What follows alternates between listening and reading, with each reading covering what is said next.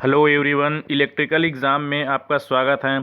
आज हम SSC JE का जो आने वाले सेशन में एग्ज़ाम रहेगा उसका हम सेशन लेने वाले हैं जो इलेक्ट्रिकल का रहेगा। ओके, आज का फर्स्ट क्वेश्चन देखते हैं। देखिए, आज का फर्स्ट क्वेश्चन क्या बोलते हैं कि इसमें how many earth connection are required for the motor frame as per the IE rules 61। देखो, यहाँ पर बोला है एक मोटर का फ्रेम है, ये मोटर का फ्रेम में हमें कितना अर्थ कनेक्शन रिक्वायर्ड होना चाहिए बोला है। ठीक है, 1 2 सेपरेट एंड डिस्टिंग, तीसरा में 3 सेपरेट एंड डिस्टिंग और ऑल ऑफ द अबव। तो इसका हम एक डायग्राम देखते हैं, इसके थ्रू हम समझ लेते हैं बहुत ही आसानी से। यहाँ पर क्या बोलते हैं कि देखिए, यहाँ पर एक मोटर है, ठीक नहीं, ये मोटर है, मोटर का ये हमारे तरह फ्रेम है, ठीक नहीं। यहाँ से एक दो अर्थ निकाला गया है, दो अर्थ जो सेपरेट हैं और ये एक दूसरे से डिस्टिंक्ट से हैं, ठीक नहीं, डिस्टिंक्ट मतलब अलग अलग हैं, ठीक है। ये इसी को ही बोला है। तो यहाँ पर हम ऑप्शन में देख लेते हैं कि यहाँ पर हमारा ऑप्शन क्या है कि 2 सेपरेट एंड डिस्टिंक्ट। ओके, ये सेकंड हमारा आंसर सही हो जाता है। हम आगे इसका नेक्स्ट क्वेश्चन देखते हैं। देखिए, ये क्वेश्चन भी बहुत ही अच्छा क्वेश्चन है। The typical potential of lead electrode, ठीक नहीं, लीड इसका मतलब होता है पीबी लेड, ठीक है, पीबी को ही बोला है। तो पीबी लेड इलेक्ट्रोड है, इसका जो है टाइपिकल पोटेंशियल ये कितना होना चाहिए, तो इसे भी हम डायग्राम से समझेंगे। यहाँ पर देखते हैं, ये हमारा जो है एक डायग्राम है, ठीक है। यहाँ पर जिस प्रकार से देख सकते हैं कि ये एक हमारा ये लेड एसिड बैटरी है, ठीक नहीं। तो लेड एसिड बैटरी में यह हमारा 2 इलेक्ट्रोड रहता है, 2 इलेक्ट्रोड, एक जो है लेड का रहता है और रहता है PbO2 का रहता है, ठीक है। तो हमारा रहता है लेड का रहता है, लेड का हमारा रहता है जो ये पॉजिटिव पोटेंशियल में रहता है और ये एक निगेटिव पोटेंशियल में। तो यही निगेटिव पोटेंशियल को ही बोला है। तो निगेटिव पोटेंशियल कितना, ये 0 के आसपास होना चाहिए, ठीक नहीं। तो 0 के ही आसपास होना चाहिए, 0 या फिर 0.12 जो भी हो, इसी के ही आसपास होना चाहिए। लेकिन ये हमारा रहता है माइनस में होना चाहिए, तो इसी को ही देखते हैं हम, ठीक है। तो यहाँ पर हमारा कितना है, पीबी जो लेड है हमारा, ये इसमें दो हैं, ठीक नहीं, एक -0.44 और एक -0.122। ये तो कम से कम ही लेना है हमें, क्योंकि 0 के आसपास होना चाहिए इसलिए, ठीक है। तो -0.12 वोल्ट ये हमारा आंसर आ जाएगा। ओके, अब हम इसका नेक्स्ट क्वेश्चन देखते हैं। ये भी क्वेश्चन बहुत ही अच्छा क्वेश्चन है। देखिए, यहाँ पर the electric field strength of charge है, तो electric field strength of charge है, इसको देखना है। किसके बीच में देखना है, इंक्रीज विद डिस्टेंस, ठीक है। ये हमें रहता है इलेक्ट्रिक फील्ड और डिस्टेंस, ये दोनों के बीच में हमें देखना है। तो हम इसका एक फार्मूला देखते हैं, ठीक है। ये हमारा फार्मूला है। देखो, यहाँ पर देखते हैं कि ये एक हमारा जो है ठीक है, दो चार्ज है, Q1 है, Q2 है, ठीक नहीं। ये Q1 चार्ज है और Q2 चार्ज है, दोनों फोर्स लग रहा है F1 और F2, ठीक है।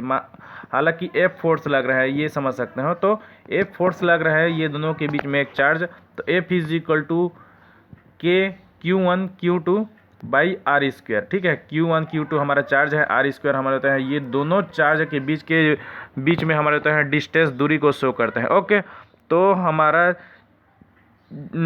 तो F = K Q1 Q2 अपान R² हो जाता है। तो K का मान हमारा क्या होता है, 1/4πε0। इसका मान क्या होता है, 9 × 10⁹ न्यूटन मीटर स्क्वायर पर कूलम स्क्वायर, ठीक है। ये हमारा होता है कांस्टेंट है, जो कूलम कांस्टेंट बोला जाता है। अब इसी बीच में हम एक इलेक्ट्रिक फील्ड इंटेंसिटी, ठीक नहीं, इलेक्ट्रिक फील्ड है, इसके बीच में हम देते हैं रिलेशन और फोर्स के बीच में रिलेशन देखते हैं कि E = F/Q। तो F हमारा फोर्स है और Q हमारा चार्ज है, ठीक है। तो F हम यहाँ पर रख देते हैं, तो यहाँ पर रखेंगे तो E = हमारा क्या हो जाता है, F/Q।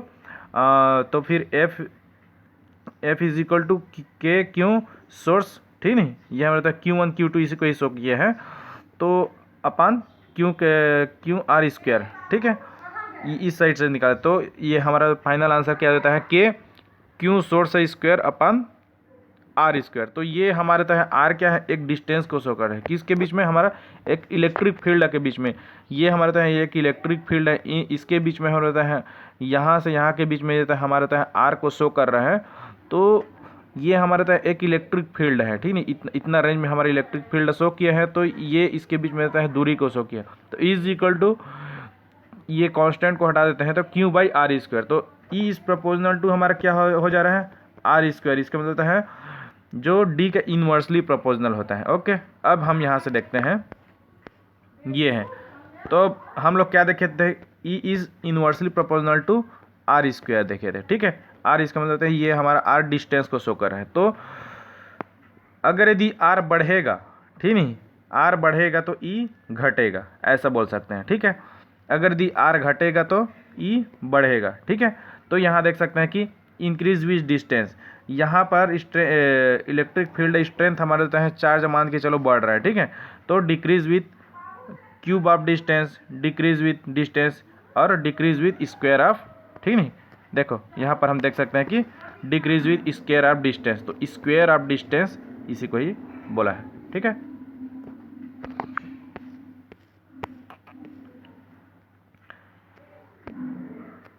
हम ये क्वेश्चन देखते हैं, क्वेश्चन है, ये क्वेश्चन क्या बोलता है कि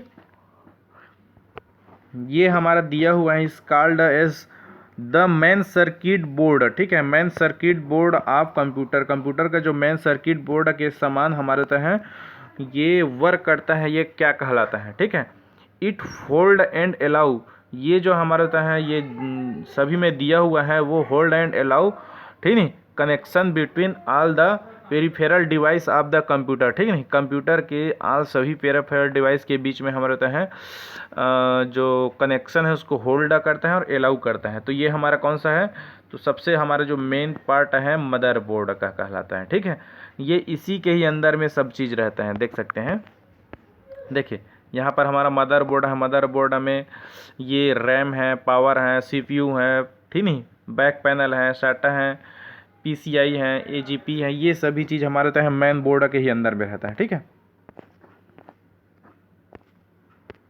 देखिए ये हमारा क्वेश्चन, ये क्वेश्चन क्या है, इसमें कौन सा गलत है, ठीक नहीं, कौन सा हमारा जो है रॉन्ग है, इस चीज़ को बोला है टीटीएल, ठीक है, टीटीएल तो सभी में दिया हुआ है, ओके, ठीक है, ये टीटीएल हमारा तो है एक लॉजिक है, ठीक नहीं, जो लॉजिक गेट है, ठीक है, तो उसी का ही एक टाइप से होता है, तो यहाँ पर देख सकते हैं सबसे पहले तो इसका वो सॉल्यूशन देख सकते हैं जो लॉजिक फैमिली है उसका, ठीक है,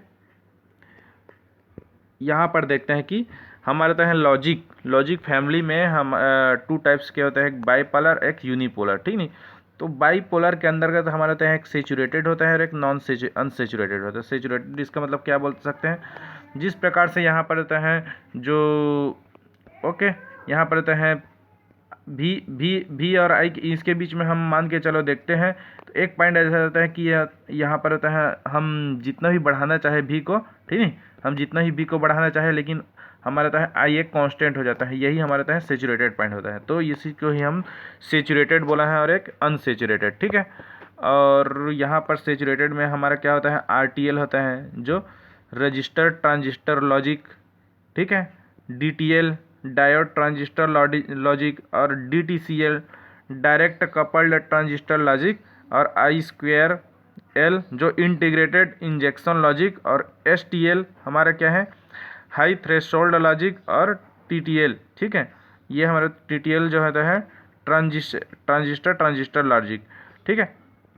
अब यहाँ पर रहता है टीटीएल, यहाँ पर देखते हैं कि टीटीएल हमारा क्या है ट्रांजिस्टर लॉजिक है, एक यहाँ पर हमारा रहता है इमीटर ईसीएल जो हमारा इमीटर कपल्ड लॉजिक है, ठीक है। अब यूनिपोलर में हमारा रहता है क्या है एक पी मॉसफेट और एन मॉसफेट, ठीक है, और एक सी मॉसफेट, ठीक है, तो यहाँ पर पी चैनल मॉसफेट होता है, एन चैनल मॉसफेट हमारा होता है, सी मीन्स कॉम्प्लीमेंट्री मॉसफेट होता है, ठीक है। तो यहाँ पर देखते हैं कि जो ईसीएल है, ईसीएल हमारा होता है वेरी लो पावर कंजप्शन करता है, ठीक है, लेकिन हमारा होता है टीटीएल हमारा होता है वेरी लो नहीं करता है लेकिन लो मात्रा में करता है, लेकिन एकदम ज़्यादा लो नहीं करता है, ठीक है। अब इसी को ही देखते हैं, देखिए यहाँ पर क्या बोला है कि TTL logic has very low power consumption, यहीं से ही हमारा रॉन्ग हो जा रहा है, ठीक नहीं, ठीक है, ये गलत है। TTL device has logic level about 3.4 volt and 0.2 volt है, ये सही है। ठीक है, TTL logic normally operated from a single 5 volt supply, ये भी बिल्कुल सही है।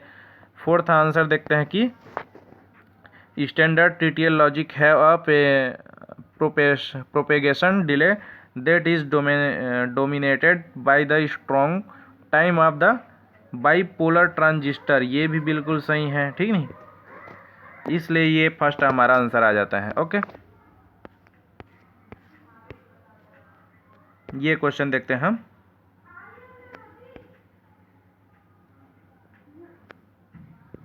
ये हमारा क्वेश्चन है HVDC सिस्टम। HVDC सिस्टम क्या होता है कि हमारा होता है हाई वोल्टेज DC सिस्टम। क्या होता है हमारा, हम यहाँ पर सप्लाई देते हैं। ठीक नहीं, हम यहाँ पर सप्लाई देते हैं। सप्लाई जो होता है ट्रांसफार्मर इसी स्टेप पर स्टेप डाउन किया जाता है और इसे हम रेक्टिफायर के थ्रू हम जो है AC को DC में कन्वर्ट करते हैं। ठीक नहीं, AC को DC में कन्वर्ट करते हैं और इसके बाद फिर हमारा होता है इन्वर्टर के थ्रू हम क्या करते हैं DC को फिर AC में कन्वर्ट करते हैं, फिर ट्रांसफार्मर के थ्रू हमारा होता है और ले जाया जाता है। तो इसी को ही बोला है। तो ये हमारा होता है HVDC सिस्टम होता है हमारा होता है जो सेंडिंग एंड हमारा होता है रेक्टिफायर होता है और रिसीविंग एंड हमारा इन्वर्टर होता है। ठीक है, अब यहाँ पर देखते हैं कि जो rectifier station at sending end and inverter station at receiving end, यही हमारा सही आंसर आ जाता है। तो हम यहाँ से देखते हैं कि ये हमारे होता है जो HVDC ट्रांसमिशन सिस्टम का हमारा टाइप से होता है कि एक मोनोपोलर लिंक होता है। ठीक नहीं, तो मोनोपोलर लिंक में हमारा क्या होता है एक रेक्टिफायर एक इन्वर्टर को शो किया है। ओके, अब यहाँ पर हम लोग ये हमारा होता है माइनस इसलिए शो किया है कि यहाँ पर होता है जो पोलरिटी होता है वो निगेटिव पोलरिटी का होता है। ये हमारा होता है पॉजिटिव भी कर सकते हैं और निगेटिव भी कर सकते हैं, इसलिए हम नॉर्मल होता है निगेटिव पोलरिटी का ही यूज़ करते हैं। ओके, अब सेकंड में हम देखते हैं कि बाईपोलर लिंक, ये एग्जाम में पूछा जाता है। बाईपोलर लिंक में हमारा क्या होता है कि ये जो होता है हमारा जो बाईपोलर, ये दो डायरेक्शन दो दिशा से हम इसको होते हैं ये हम इसको सप्लाई दे सकते हैं। ठीक है, एक यहाँ से देते हैं, ठीक नहीं, और यहीं एक यहाँ से। ओके, तो ये हमारा होता है एक बाईपोलर लिंक होता है। तो ये बाईपोलर लिंक हमारा क्या होता है एक पॉजिटिव के रूप में होता है। ठीक नहीं, एक पॉजिटिव के रूप में होता है और एक हमारा होता है निगेटिव के रूप में होता है जो पोलरिटी है। ओके, अब इसमें हम होता है होमोपोलर हमारा होता है समा रहता है, जो पोलरिटी है होता है हमारा समा रहता है। तो ये जो होता है होमोपोलर में हमारा होता है जो निगेटिव ही होता है, जो पोलरिटी हमारा होता है हमेशा निगेटिव पोलरिटी का ही होता है। ओके, ये इस चीज़ को हमेशा याद रखनी चाहिए चीज़ है। ये HVDC सिस्टम के टाइप से कहलाता है, 3 टाइप से होते हैं। ओके,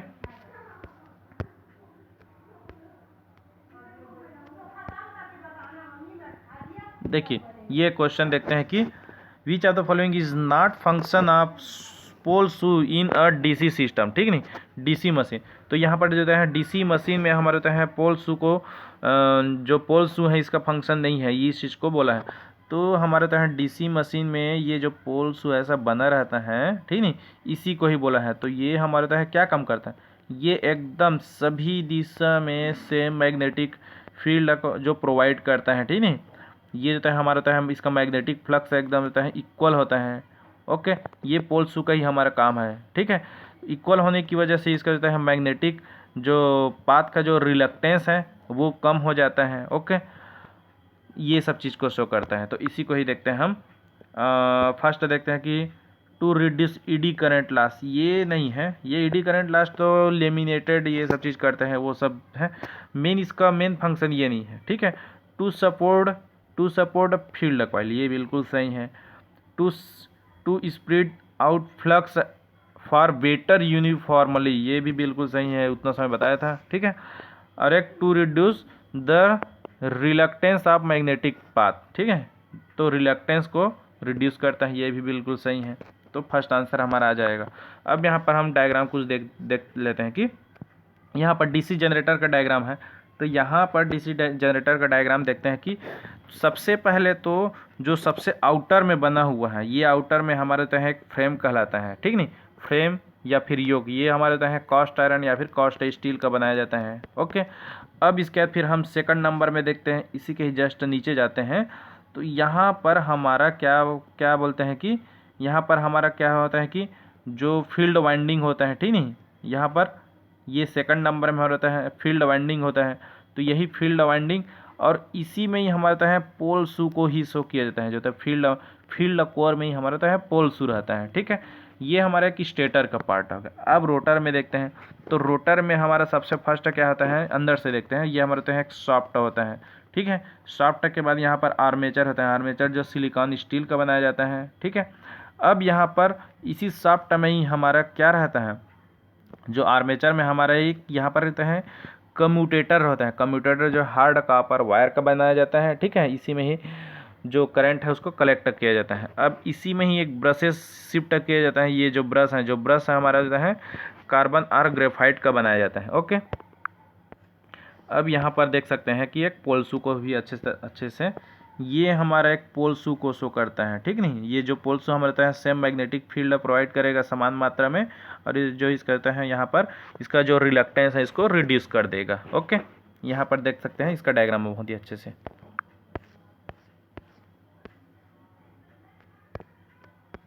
देखिए यहाँ पर क्या है कि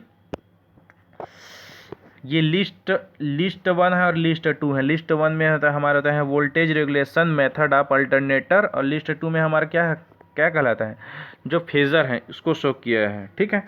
तो यहाँ पर हमारा जो वोल्टेज रेगुलेशन में synchronous impedance method, MMF method, zero power factor method और अमेरिकन स्टैंडर्ड एसोसिएटेड मेथड, ये सभी चीज़ होते हैं इसके बीच में शो किया है, ठीक नहीं।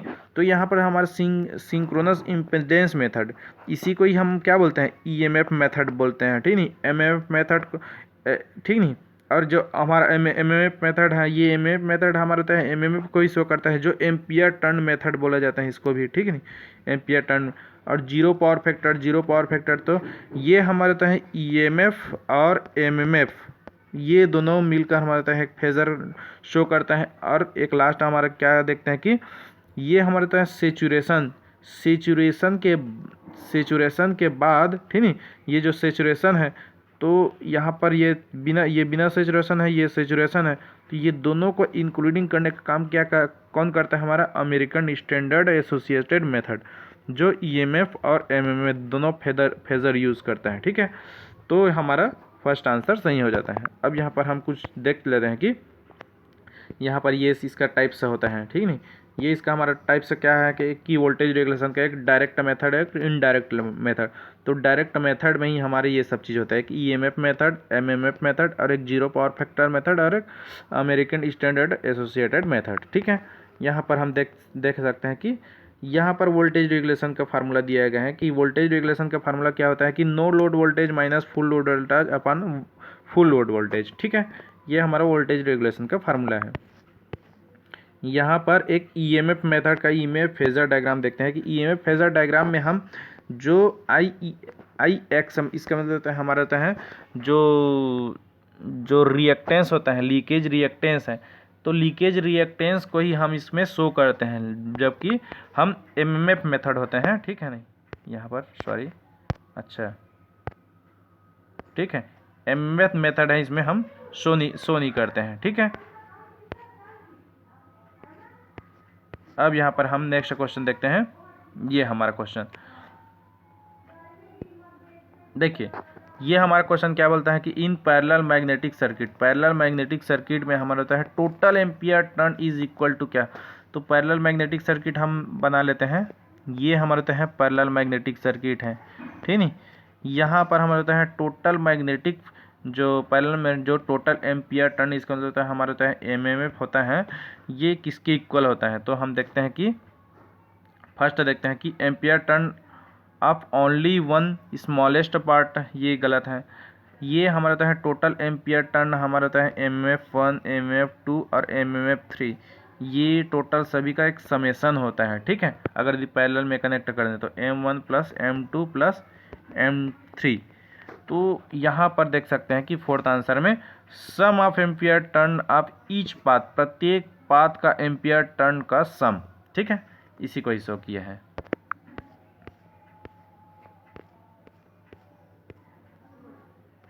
देखिए यहाँ पर हम आगे देखते हैं कि यहाँ पर देख सकते हैं कि HRC fuse as compare to rewirable fuse, ठीक नहीं, HRC फ्यूज़ देखते हैं तो HRC फ्यूज़ हमारा होता है नो एजिंग इफेक्ट, इसको शो करता है, हाई स्पीड ऑफ ऑपरेशन को शो करता है, ठीक है नहीं, और एक हाई रप्चरिंग कैपेसिटी इस चीज़ को शो करता है। तो यहाँ पर देख सकते हैं कि हम इसमें से कौन सा है, तो ये सभी हमारा होता है, ठीक है नहीं। HRC फ्यूज़ हमारा होता है, डायग्राम में देख सकते हैं कि ये हमारा HRC फ्यूज़ है। ओके, यहाँ पर ब्रिज वाला भी देख सकते हैं, बहुत ही अच्छा है। ये ब्रिज में हमारे रहता है induction bridge, kelvin bridge, Schering bridge, Wien bridge, ये सभी को हमारा रहता है क्या चीज़ शो करता है। तो यहाँ पर हम देखते हैं कि ये भी बहुत, ये यहाँ पर देखते हैं कि जो सभी एक रहता है मेजरिंग इंस्ट्रूमेंट है, मेजरिंग इक्विपमेंट है, तो ये एक low resistance, medium resistance, high resistance, ये सभी मेजर करते हैं। तो लो रेजिस्टेंस मेजर हमारा होता है केल्विन डबल ब्रिज करता है, पोटेंशियोमीटर मेथड करता है, एसी पोटेंशियोमीटर मेथड और डीसी पोटेंशियोमीटर मेथड। ओके, तो लो रेजिस्टेंस हमारा होता है 1 ओम के रेंज तक होता है।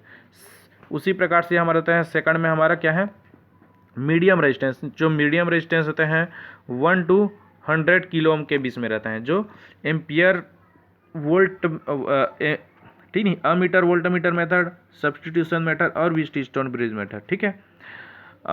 उसी प्रकार से हाई रेजिस्टेंस मेथड में हमारा होता है एबो 100 किलो ओम के बीच में रहता है, जो direct deflection method, loss of charge method और मेगार मेथड, और एक मेगर, जो मेगर हमारा होता है कि इंसुलेशन रेजिस्टेंस है को भी मेजर करता है। ओके, अब नेक्स्ट हम देखते हैं कि ये हमारा होता है सेल्फ इंडक्टेंस, जो सेल्फ इंडक्टेंस को क्या मेजर करता है, ठीक है। तो सेल्फ इंडक्टेंस होता है एक इंडक्शन ब्रिज मेथड, जो इसका होता है लो कॉइल रहता है, ठीक है। एक मैक्सवेल इंडक्टेंस ब्रिज, जो इसका मीडियल कॉइल के बीच में रहता है। एक हेज ब्रिज जो हमारा हाई कॉइल के बीच में रहता है, ठीक है। एक वेन ब्रिज है, एक ओवन ब्रिज है। ओके, अब हम देखते हैं कि म्यूचुअल इंडक्टेंस। तो म्यूचुअल इंडक्टेंस हमारा होता है हैवी साइड ब्रिज होता है, सेकंड में Campbell modified of Heaviside bridge होता है, ठीक नहीं। कैपेसिटेंस मेजरमेंट करने के लिए हम शेयरिंग ब्रिज का यूज़ करते हैं, डिसऑर्टिव ब्रिज का। तो शेयरिंग ब्रिज में हमारा होता है लो कैपेसिटेंस का यूज़ करते हैं, ठीक है। एक फ्रीक्वेंसी मेजर में हमारा होता है वेन ब्रिज का यूज़ करते हैं। ये सभी को याद रख लेना। ओके, अब यहाँ पर जिस प्रकार से देख सकते हैं कि जो हमारा एंडरसन ब्रिज है, केल्विन ब्रिज है, शेयरिंग ब्रिज है, वेन ब्रिज, ये वेन ब्रिज एक हमें रहता है फ्रीक्वेंसी मेजर करता है, इस चीज़ को हमेशा याद रखना, ठीक नहीं। और एक केल्विन डबल ब्रिज बोला था, केल्विन डबल ब्रिज हमारा रहता है रेजिस्टेंस को शो करता है, शेयरिंग ब्रिज हमारा रहता है फ्रीक्वेंसी कैपेसिटेंस को शो करता है, और एंडरसन ब्रिज हमारा रहता है इंडक्टेंस को शो करता है। ओके, और हमारा रहता है वेन ब्रिज हमारा रहता है सीधा फ्रीक्वेंसी को शो करता है, ठीक है। तो इसी प्रकार से हम फर्स्ट का थर्ड होता है, फर्स्ट का थर्ड है, ये दोनों में है। और सेकंड का हमारा क्या है, सेकंड है, ठीक है। फर्स्ट का थर्ड है, थर्ड का, और थर्ड नंबर का हमारा क्या है, फोर्थ। थर्ड नंबर का हमारा तो है फोर्थ, ये सेकंड हमारा आंसर आ जाता है। ओके,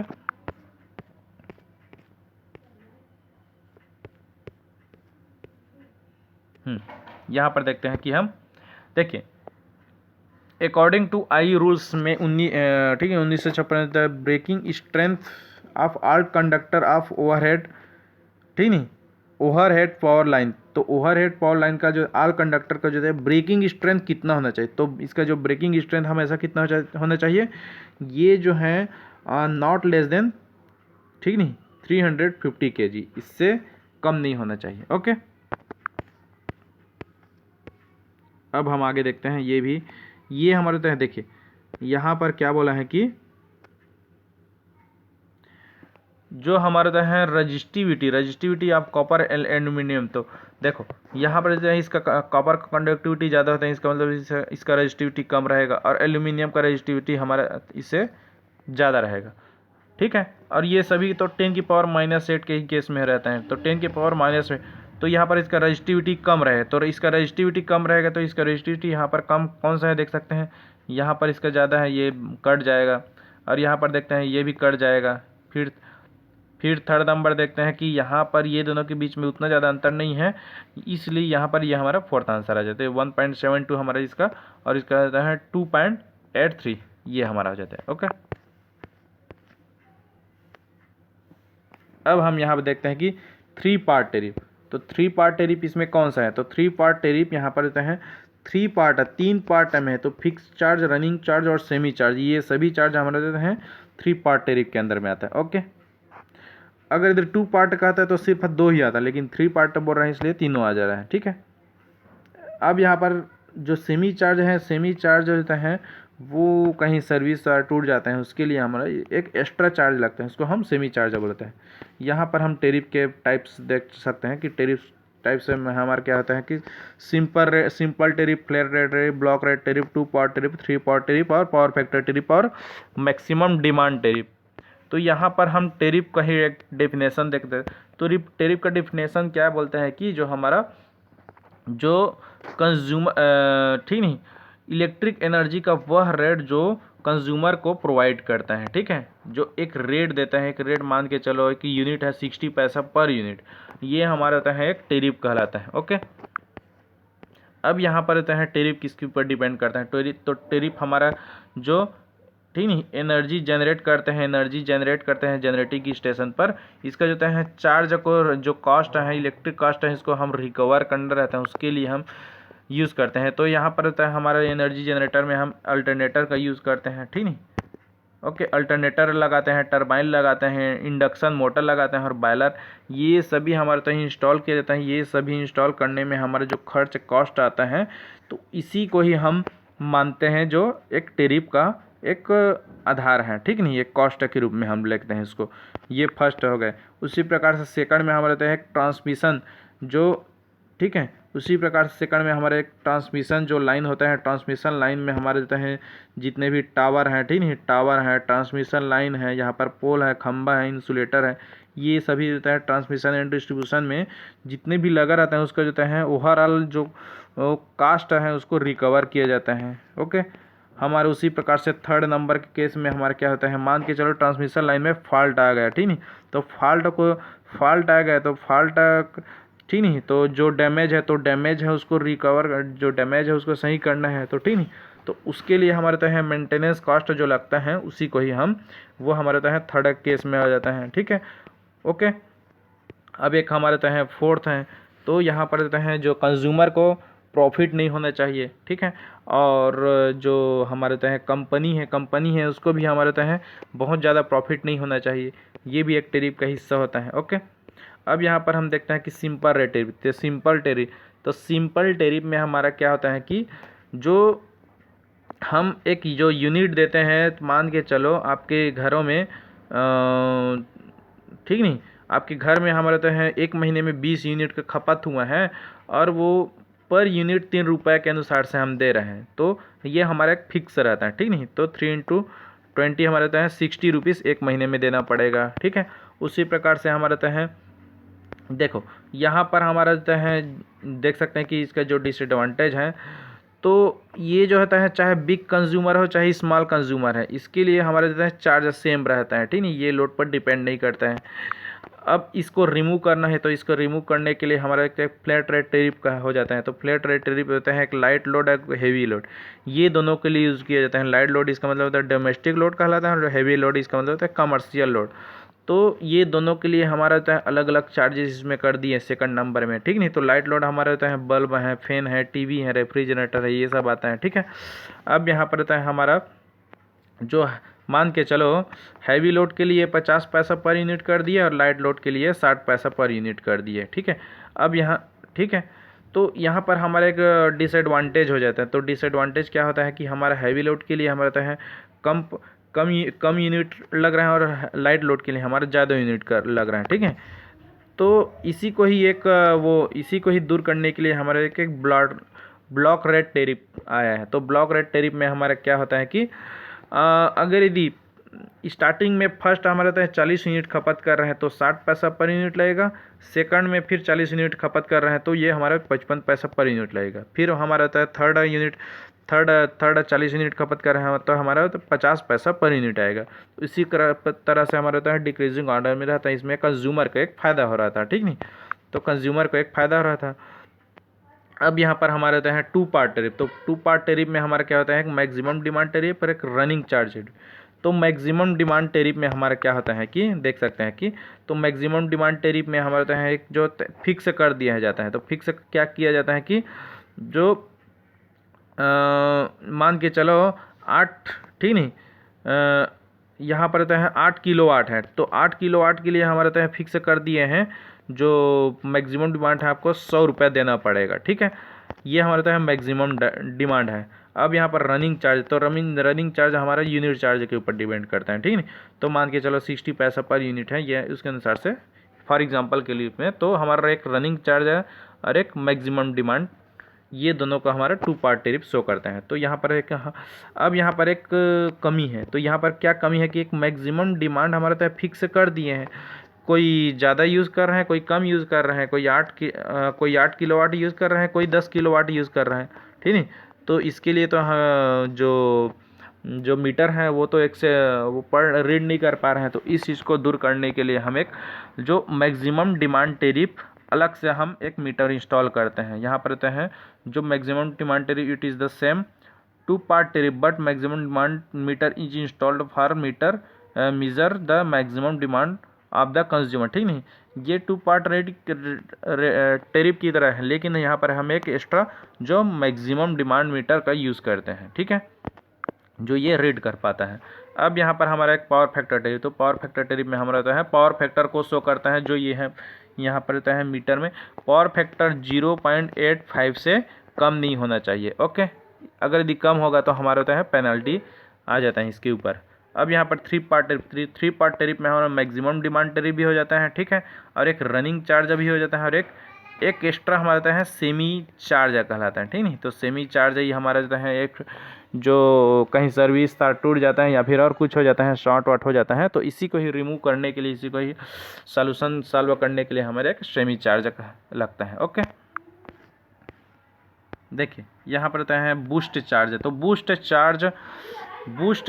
बूस्ट कॉपर, ठीक नहीं, बूस्ट चॉपर, ठीक है। तो बूस्ट चॉपर में chops 5 volt DC voltage to produce average voltage, ये तो ड्यूटी साइकिल निकालना है। तो बूस्ट चार्ज इसका मतलब है यहाँ पर हमारा रहता है स्टेप अप, ठीक नहीं, स्टेप अप चॉपर को शो किया है। तो यहाँ पर हम इसके बहुत सारा वो देख लेते हैं कि देखिए ड्यूटी साइकिल का फार्मूला क्या होता है कि D is equal to T on into F हमारा क्या है 1/T को शो करते हैं। तो 1/T, तो T जो टोटल टाइम है ये हमारा तो एक टर्न ऑन टाइम होता है, एक टर्न ऑफ टाइम होता है, ठीक नहीं। ये जो चॉपर का टर्न ऑन टाइम है, चॉपर का टर्न ऑफ टाइम, ठीक है।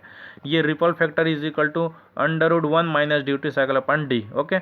अब यहाँ पर एक स्टेप अप होता है, ओके, ठीक है। अब यहाँ पर हम देख सकते हैं कि एक स्टेप अप चॉपर जो बूस्ट कन्वर्टर जो बूस्ट चॉपर कहलाता है, जो हमारे रहता है output voltage V, output is equal to VS/1 minus D। एक स्टेप डाउन चॉपर, जो स्टेप डाउन चॉपर भी आउटपुट इज इक्वल टू, ठीक नहीं, ये हमारा रहता है DVS होता है। एक स्टेप अप और एक स्टेप डाउन होता है, ठीक है। एक स्टेप अप और स्टेप डाउन जो बक बूस्ट कन्वर्टर कहलाता है, ठीक है, जो इसका output voltage V output is equal to DVS/1 minus D होता है। ये सभी जो एग्ज़ाम में आते रहते हैं अधिकतर। तो यहाँ पर देखते हैं कि हम ड्यूटी साइकिल को बोला है। अब यहाँ पर क्या कह दिए हैं, एक वोल्टेज दिया है, ठीक नहीं, यहाँ पर वोल्टेज दिया हुआ है, ठीक है, और यहाँ पर एवरेज आउटपुट वोल्टेज दिया हुआ है। तो जिस प्रकार से देख सकते हैं कि बूस्ट चॉपर में V output is equal to VS/1 minus D होता है, ठीक है। तो यहाँ पर आउटपुट कितना है 30 है, और यहाँ पर सप्लाई वोल्टेज, ठीक नहीं, यहाँ पर सप्लाई वोल्टेज कितना है 5 है, तो 1 माइनस D, ठीक है। अब यहाँ पर इसको इस साइड ले जाएंगे तो 1 माइनस D/5/30, तो 1/6 हो जाएगा, ठीक है। अब यहाँ पर इसको इस साइड ले जाता है, इसको इस साइड, तो 1/1 - 6 इज इक्वल टू D, ठीक है। तो यहाँ पर 5/6 हो जाएगा D का मान। तो यहाँ पर 5/6 है क्या फर्स्ट में, ओके।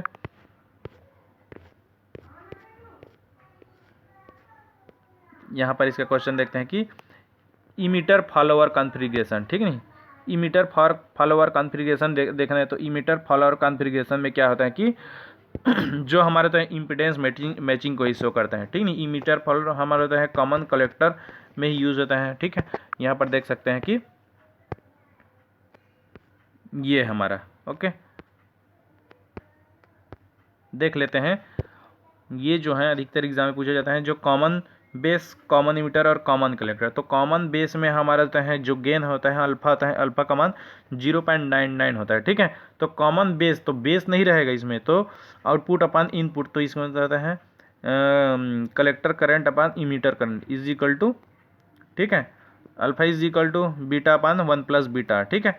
अब यहाँ पर बीटा यहाँ से होता है जो common emitter is equal to common emitter में बीटा इज इक्वल टू ये अगर यदि 0.99 है तो यहाँ पर हमारा होता है 99 हो जाता है, ठीक है। तो आई सी अपान आई बी होता है is equal to alpha upon 1 minus alpha होता है। ये हमारा होता है एक सिंगल फेस रिवर्सर होता है और इसका जो यूज़ होता है वो ऑडियो एम्पलीफायर में एप्लीकेशन में यूज होता है। इसका जो होता है फेस शिफ्ट होता है 180 का होता है, ओके।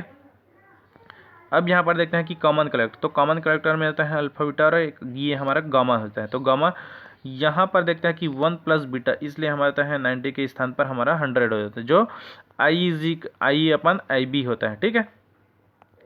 तो इसी में ही हमारा होता है कि मीटर फॉलोअर होता है, वोल्टेज फॉलोअर होता है, वोल्टेज बफर होता है, इम्पीडेंस मैचिंग होता है, ये सभी इसी को ही बोला जाता है, ओके। तो इसलिए हमारा क्या हो जाएगा, इम्पीडेंस मैचिंग फर्स्ट आंसर आ जाएगा। अब यहाँ पर हम देखते हैं कि ठीक नहीं, यहाँ पर अगर यदि जो ठीक नहीं इमीटर बेस और ठीक है कॉमन कलेक्टर बेस, ये अगर यदि अलग अलग केस होता है तो एक्टिव मोड में हम करते हैं तो फॉरवर्ड और रिवर्स की मोड में करते हैं तो एक हमारा एम्पलीफायर की तरह यूज़ किया जाता है। अगर ये सेचुरेशन मोड में रहता है तो फॉरवर्ड और ये भी फॉरवर्ड में रहता है तो ये क्लोज स्विच की तरह होता है। ये सभी इस प्रकार से हम देख सकते हैं, ठीक है। अब यहाँ पर भी देख सकते हैं, इसको याद रखने वाली चीज़ है। इसमें क्या चीज़ पूछा जाता है कि यहाँ पर रहता है common base configuration, common emitter configuration और कॉमन कलेक्टर कॉन्फ़िगरेशन। तो कॉमन बेस कॉन्फ़िगरेशन में हमारा जो होता है इनपुट इम्पीडेंस ये लो रहता है, ठीक नहीं, और कलेक्टर गेन भी हमारा रहता है लो रहता है। इस चीज़ को याद रखना है, ठीक है। ये दोनों लो रहेगा तो ये बाकी हमारा रहता है अदर चीज़ हमारा रहता है हाई रहता है, ठीक है, ठीक है। ये हमारा रहता है लीकेज करंट भी हमारा रहता है लो रहता है। ये इतना चीज़ को याद रखना है, ओके। ये हमारा रहता है, ये भी एक फार्मूला है, ये भी एग्जाम में आता रहता है, I C is equal to I C minus beta I B, okay. और इसी से ही हमारा रहता है एक ऑपरेटिंग पॉइंट जो होता है हमारा रहता है V C is equal to V B plus V C B, ठीक है ना। तो वी बी का मान होता है 0.7 होता है, सिलिकॉन जर्मेनी अलग अलग इसके लिए होता है, ठीक है। और एक वी सी बी ये हमारा होता है आई बी आर बी, ओके। अब यहाँ पर देखते हैं कि हम a resistor has potential different, ठीक है। यहाँ रहता है पोटेंशियल डिफरेंस हमारा रहता है 50 वोल्ट का होता है, ठीक है। यहाँ पर रहता है 50 वोल्ट हमारा रहता है वोल्ट है और अक्रॉस इट्स टर्मिनल 1 ठीक नहीं 120 कूलाम आप चार्ज पर मिनट बोला है। इसका मतलब होता है D Q by D T, इसका मान क्या है 120 पर मिनट, इसका मतलब 60 है। तो यहाँ पर क्या हो जाएगा, तो 6 दूनी 12, ठीक नहीं, ये 2 हो जाएगा। Under the condition at rate which energy converted to heat, ये जूल पर सेकंड में बोला, इसका मतलब होता है पावर को ही शो किया है, ठीक है। Power is equal to energy by time होता है। तो P इज इक्वल टू क्या देखते हैं हम यहाँ पर D Q by D T हमारा होता है ये I का मान होता है, okay. I is equal to D Q by D T होता है। तो V और I ये हमें दिया हुआ है, फाइंड दिया हुआ है, तो यहीं से हम निकाल सकते हैं कि P इज इक्वल टू क्या होता है, P इज इक्वल टू क्या होता है हमारा V इंटू आई होता है, ओके। तो V कितना है 50 इंटू 2, ये हमारा 100 जूल पर सेकंड हो जाता है या फिर 100 वाट हो जाता है, ओके। अब यहाँ पर देखते हैं कि हम Q meter is used to measure, ठीक है। तो क्यू मीटर हम किस लिए यूज़ करते हैं, तो क्यू मीटर हमारा क्या क्या है कि जो एक इंडक्टर, ठीक नहीं, और कैपेसिटर, ये ठीक नहीं, और एक इंडक्टर का रेजिस्टेंस, ये सभी को होता है हमारा मीज़र करने का काम आता है, ठीक है। तो यहाँ पर देख सकते हैं कि जो बहुत ठीक नहीं बहुत दिए हैं कॉइल एंड कैपेसिटेंस, ठीक नहीं, इलेक्ट्रिकल प्रॉपर्टी है, इसी को ही शो करते हैं।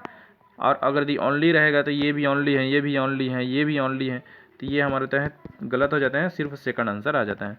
यहाँ पर देख सकते हैं हम इसका डायग्राम को, यहाँ पर देते हैं ये क्यू मीटर है। तो क्यू मीटर में हमारा होता है इंडक्टेंस है, यहाँ पर कैपेसिटेंस है, ये सभी को एक मेज़र करने का काम आता है, ठीक है।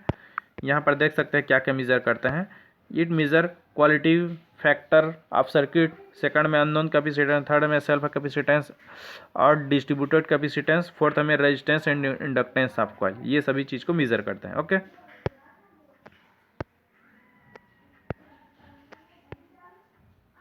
देखिए ये क्वेश्चन देखते हैं। 120 volt source has a series internal resistance of 1 ohm, ठीक नहीं। The maximum power that can delivered to the load, ठीक नहीं। मैक्सिमम पावर को शो किया है तो मैक्सिमम पावर केस में P is equal to VTH का स्क्वायर अपॉन 4 RTH होता है, ठीक है। तो VTH हमारा कितना है, V कितना है हमारा होता है 120 का स्क्वायर अपॉन 4 इंटू RTH। जो लोड है वही हमारा थेवेनिन्स रेजिस्टेंस होता है, इसलिए 1 हो जाता है, ठीक है। तो 120 इंटू 120/4, ये कितना हो जाएगा 4 और 4 तिया 12 3, तो 3 12 का 12 12 चाहिए 12 तिया 36, तो 36 और 00, ये सेकंड आंसर हमारा आ जाता है। ओके, अब यहाँ पर देखते हैं कि हमारा होता है एक्सेप्टर इम्प्यूरिटी। एक्सेप्टर इम्प्यूरिटी इसका मतलब होता है ट्राईवेलेंट इम्प्यूरिटी होता है, ठीक है। ट्राईवेलेंट इसका मतलब होता है P टाइप सेमीकंडक्टर हमारा ट्राईवेलेंट इम्प्यूरिटी होता है, ठीक है। तो ट्राईवेलेंट इम्प्यूरिटी में हमारा जो क्या क्या होता है, इसमें से कौन कौन सा होता है। एक जो हम देख सकते हैं कि यहाँ पर हम P टाइप सेमीकंडक्टर और N टाइप सेमी, तो P टाइप सेमीकंडक्टर हमारा होता है एक्सेप्टेंट इम्प्यूरिटी होता है, ट्राईवेलेंट इम्प्यूरिटी होता है। इसी को हम एक शॉर्ट फॉर्म नाम दिए हैं, बॉगी नाम दिए हैं, ठीक नहीं। उसी प्रकार से हम N टाइप सेमीकंडक्टर में डोरा इम्प्यूरिटी होता है, पेंटावेलेंट इम्प्यूरिटी होते हैं, इसका हम एक बाप नाम दिए हैं, ठीक है। तो बा से तो यहाँ यहीं से ही हमारा है एक बोरान है, एल्यूमिनियम है, ये दो चीज़ को याद रखना है, ठीक है। बाकी गैलियम और इंडियम होता है। यहाँ पर हमारा होते हैं, ठीक है, बिस्मथ है, आर्सेनिक है, एंटीमनी है और एक फास्फोरस होता है, ठीक है। अब यहाँ देखते हैं कि हम जो ट्राईवेलेंट इम्प्यूरिटी, तो ट्राईवेलेंट इम्प्यूरिटी में हम क्या बोलते हैं, क्या देखे थे कि BAGI, ठीक है। तो यहाँ पर गैलियम और इंडियम, तो गैलियम और इंडियम को शो कर रहा है हमारा। ओके, देखो यहाँ देखते हैं कि हम द पीक लोड ऑन, ठीक है, 50 मेगावाट पावर स्टेशन इन 39 मेगावाट, ठीक है। तो यहाँ पर पीक लोड हमारा दिया है, पीक लोड कितना है, जो पीक, ठीक नहीं, हमारे तो है पीक लोड कितना है 39 मेगावाट है, ठीक नहीं, 50 वाट का। Supplied power through 4 transformer having maximum demand, ये इतना इतना इतना है, कितना कितना कितना है 50, ठीक नहीं, और एक 10 और 8 और 9, ये हमारा होता है इंडिविजुअल मैक्सिमम डिमांड। तो डाइवर्सिटी फैक्टर का हमारा मान के फार्मूला क्या आता है, sum of individual maximum demand upon maximum demand, इसी को इसे किया है। तो 50 + 10 + 8, ठीक है, प्लस 9 अपॉन 39, तो ये सभी कितना हो जाएगा, जो होता है 15 + 10 हमारा होता है 25 और 9 8, तो 42 के आसपास होता है, तो 42/39, तो ये हमारा कितना आ जाएगा 1.077, ये फोर्थ आंसर आ जाता है। ओके, अब यहाँ पर हम एक बहुत ही अच्छे से देखते हैं। देखिए ये हमारा होता है, ठीक है, यहाँ पर देख लेते हैं कि और कुछ फार्मूला देख सकते हैं कि हम लोग एक रिवर्स कैपेसिटी होता है plant capacity minus maximum demand. तो प्लांट कैपेसिटी को ही हम यहाँ पर एक और नेक्स्ट डेफिनेशन फार्मूला के रूप में देख सकते हैं कि plant capacity factor is equal to average load upon plant capacity, और यहाँ पर होता है load factor is equal to average load upon maximum demand, ठीक है नहीं। यहाँ पर भी वैसी है, एक load factor is equal to KWH in year upon 8760, ठीक है। उसी प्रकार से डिमांड फैक्टर, तो demand factor is equal to maximum demand upon connected load, ठीक नहीं। और यहाँ पर एक यूटिलाइजेशन फैक्टर का हमारा होता है maximum demand upon rated capacity, ये सभी को याद रखने वाली चीज़ है। ओके, देखिए यहाँ पर देख सकते हैं कि मोलिब्डेनम, तो मोलिब्डेनम इनमें से कौन सा है, तो मोलिब्डेनम हमारा होता है एक जो मीडियम को शो करते हैं, इसका होता है पैरामैग्नेटिक को शो करते हैं। तो यहाँ पर देख सकते हैं कि डायमैग्नेटिक, पैरामैग्नेटिक और फेरोमैग्नेटिक। तो फेरोमैग्नेटिक हमारे जो है एक स्ट्रॉन्ग मैग्नेटिक को शो करता है, पैरामैग्नेटिक हमारे होता है मैग्नेट शो करता है लेकिन कम मात्रा में, और एक डायमैग्नेटिक हमारा होता है ये हमारे एक दूसरे से ये रिपल होता है, ठीक नहीं। पैरामैग्नेटिक सॉलिड फॉर्म में रहता है, डायमैग्नेटिक सॉलिड और लिक्विड और गैस फॉर्म में रहता है, ये भी सॉलिड लिक्विड और गैस फॉर्म में रहता है, ठीक है। ये स्ट्रॉन्ग अट्रैक्ट करता है, ठीक है। ये फैबली अट्रैक्ट करता है, मतलब नॉर्मल अट्रैक्ट करता है, ये फैबली रिपल करता है, ये एक दूसरे को नॉर्मल रिपल करते हैं। ओके, यहाँ पर देख सकते हैं कि ये सभी में देख सकते हैं यहाँ पर एक चीज़ पूछा जाता है, जो इसका जो है ससेबिलिटी इसका पॉजिटिव होता है, ठीक है।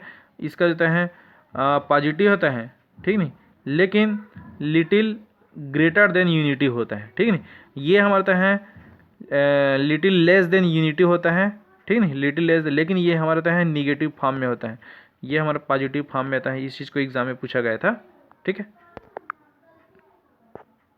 इसका परमिबिलिटी इसका हाई होता है, इसका ग्रेटर देन यूनिटी होता है, इसका होता है लेस देन यूनिटी होता है। ओके, ये हमारा है पैरामैग्नेटिक, डायमैग्नेटिक और फेरोमैग्नेटिक, ये सभी का एक ये सभी का देख सकते हैं यहाँ से।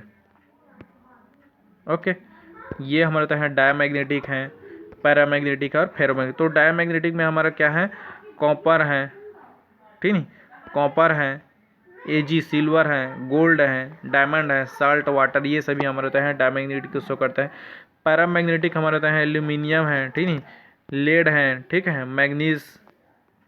मैग्नीशियम, ऑक्सीजन, ये सभी को शो। और फेरोमैग्नेटिक हमारा होता है आयरन, निकिल, कोबाल्ट और मैग्नेटिक स्टील, ये सभी को शो करता है। ओके, जिस प्रकार से देख सकते हैं कि फेरोमैग्नेटिक का भी टाइप से होता है, एक सॉफ्ट फेरोमैग्नेटिक मटेरियल, एक हार्ड फेरोमैग्नेटिक मटेरियल। ओके, यहाँ पर हम के मैप को भी बहुत ही अच्छे समझेंगे।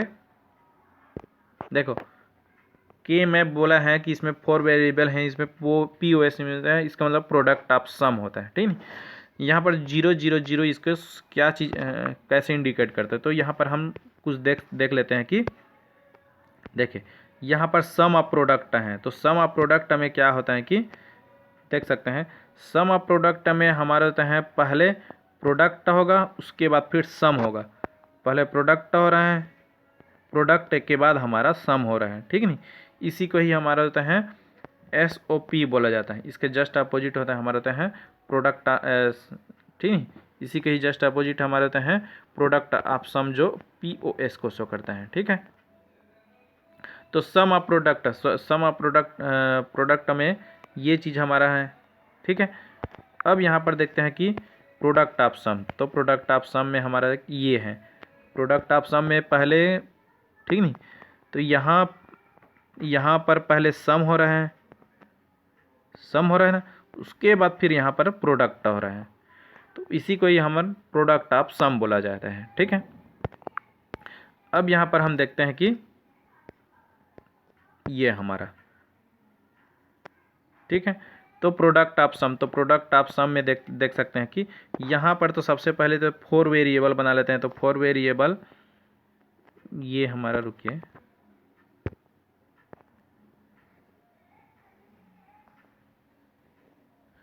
ये हमारा 4 वेरिएबल हैं,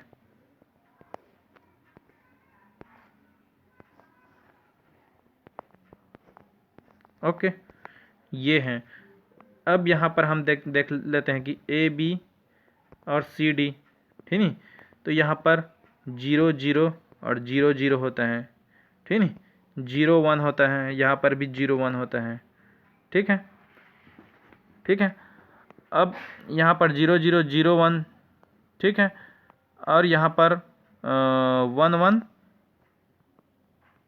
ठीक है, उसी प्रकार से आगे बढ़ते रहते हैं। तो ये 0 0 और 0 0, यहाँ पर 0 0 और 0 0 हमें ये वाला पॉइंट को शो किया है, तो यहाँ पर देख सकते हैं कि A बार, B बार, ठीक है, और यहाँ पर C बार और D बार, तो इसी को ही बोला है, तो A बार, ठीक है, प्लस B बार, ठीक है, और यहाँ पर ये A बार प्लस B बार हो गए। अब यहाँ पर देख सकते हैं कि ये भी है प्लस C बार प्लस D बार, ओके, ये चीज़ हमें यहाँ पर मिल रहा है। तो हम क्या बोले थे कि प्लस प्लस पहले प्लस प्लस करना है, ठीक नहीं, तो प्लस प्लस हो गए। अब यहाँ पर हम देखते हैं कि A bar plus B bar plus C bar plus D बार, इतना चीज़ है यहाँ पर, ठीक है। तो यहाँ पर कौन सा ऑप्शन दिख रहा है हमें, ये जो दिख रहे हैं यहाँ पर ए बार प्लस बी बार प्लस रुको प्रोडक्ट, ठीक है ना, प्रोडक्ट ऑफ सम। तो प्रोडक्ट ऑफ सम में क्या होता है हमारा, ए बार प्लस बी बार प्लस सी बार प्लस डी बार प्लस,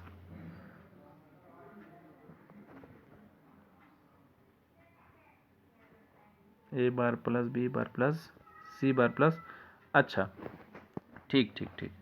तो यहाँ पर तो पहले सम ऑफ प्रोडक्ट करते हैं, यहाँ पर तो पहले सम ऑफ प्रोडक्ट करते हैं। तो सम ऑफ प्रोडक्ट में क्या हुआ था, तो पहले तो सम ऑफ प्रोडक्ट करते हैं, उसको सम ऑफ प्रोडक्ट में क्या हुआ है कि ए बार बी बार सी बार और डी बार, ठीक नहीं।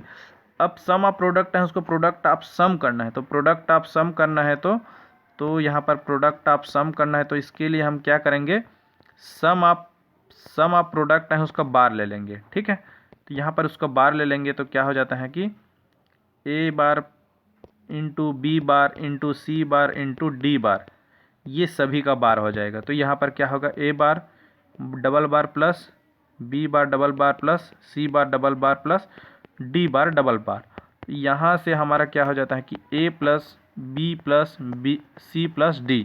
तो फाइनल आंसर हमारा सेकंड आ जाता है। ओके, हम सीधा डायरेक्ट इसको नहीं कर सकते हैं, तो पहले तो हम सम ऑफ प्रोडक्ट करें। सम ऑफ प्रोडक्ट करने के बाद उसका बार लेने के बाद ही हमारा होता है प्रोडक्ट ऑफ सम हो जाता है, ठीक है।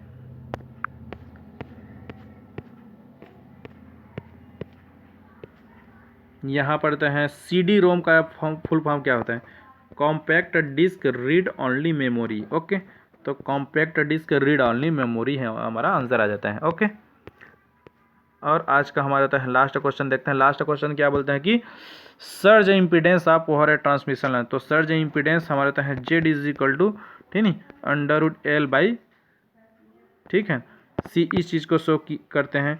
तो यहाँ पर हमारा होता है सर्ज इम्पीडेंस हमारा ट्रांसमिशन लाइन का बोला है, तो ट्रांसमिशन लाइन का हमारा कितना होता है 400 के रेंज में होता है, तो 400 वोल्ट हो जाता है। और अंडरग्राउंड में हमारा होता है 40 ओम के रूप में रहता है, ठीक नहीं, तो 40 ओम के आसपास रहता है। तो हमारा होता है थर्ड आंसर हो जाता है। यहाँ पर देख सकते हैं कि सर्ज इम्पीडेंस, तो सर्ज इम्पीडेंस लोडिंग में हमारा देख सकते हैं कि जो सर्ज इम्पीडेंस का जो होता है फार्मूला होता है √L/C। यहाँ पर हमारा होता है सर्ज इम्पीडेंस जो 400 से 600 के बीच में हमारा होता है ओवरहेड ट्रांसमिशन लाइन में होता है, और अंडरग्राउंड में हमारा होता है 40 से 60 ओम के बीच में रहता है।